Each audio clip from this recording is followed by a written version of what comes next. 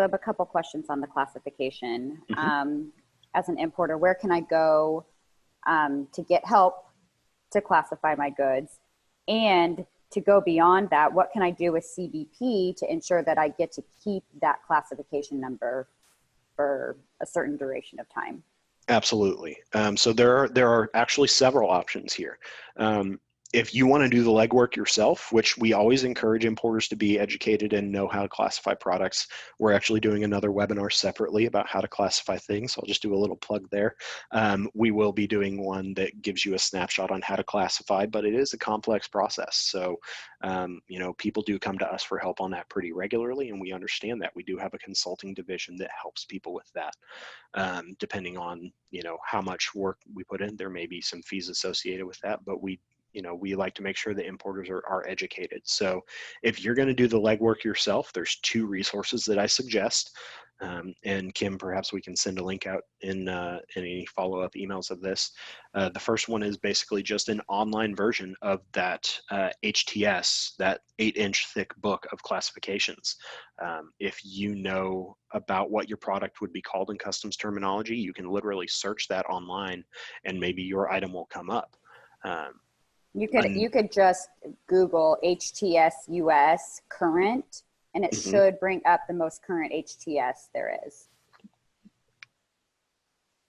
That is correct. So you can actually pull up a searchable version of that.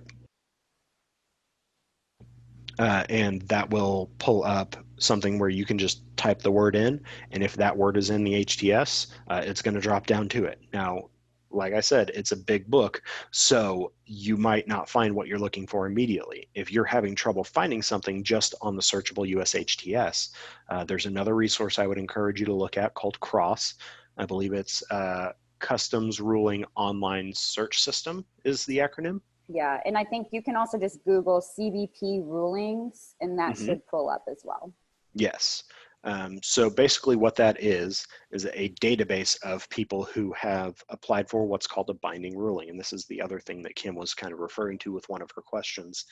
If you have a tariff that you believe is better than what you've been using to classify, and you want to double check with CBP, you want to get CBP to agree with you, you can have either you can put this together yourself, or you can work with a broker to put it together for you.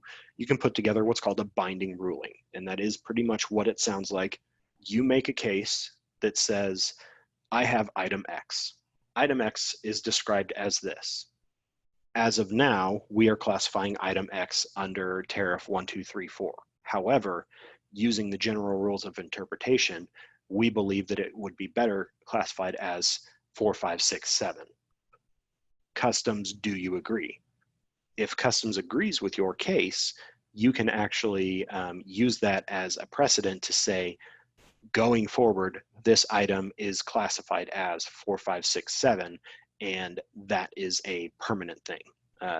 And then also other people who are bringing in the same item can not necessarily use it with the same level of authority, but it does set a precedent for other people. So the purpose of that cross online ruling system is for you as an importer to say, I am bringing in item X as well. I'm going to search for item X in this database and see if anybody has filed a binding ruling on it, because that can just tell you, let's say you're importing rubber ducks. If you search rubber ducks on Cross, I am sure that there is a binding ruling on rubber ducks, and you can say, oh, well, here's what Customs believes the tariff should be for these rubber ducks, and also it's backed up with their reasoning for why it should be this tariff.